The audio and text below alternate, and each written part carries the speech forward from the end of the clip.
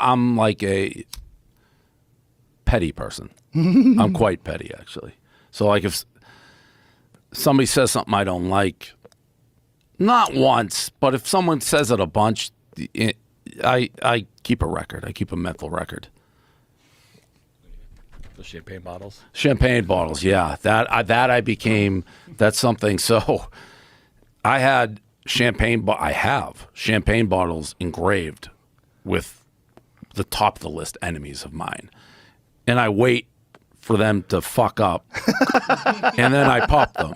So, like, the most famous example of that is John Skipper, the old ESPN guy. I don't know who that is. He ran ESPN. Oh, and Dana okay. just talked about it the other day because he said he was anti-MMA. The deal never would have happened. He ran ESPN. So we had a show on ESPN, Barstool Van Talk. And it maybe set a record. Lasted one episode. He canceled it for things we said, which in hindsight, I wish we didn't say them the way we did. But it was years in the past. So we launched one episode.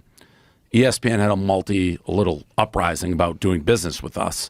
And they canceled after one episode. They didn't tell us. And John Skipper was quoted as saying, I didn't realize Barstool Van Talk, that was the name of the show, Barstool Van Talk, would be associated with Barstool. That was a direct quote he had. So we put him on a champagne bottle. Literally like 3 days later, he got blackmailed by his Coke dealer. Supposedly. This is what happened. And had to step down.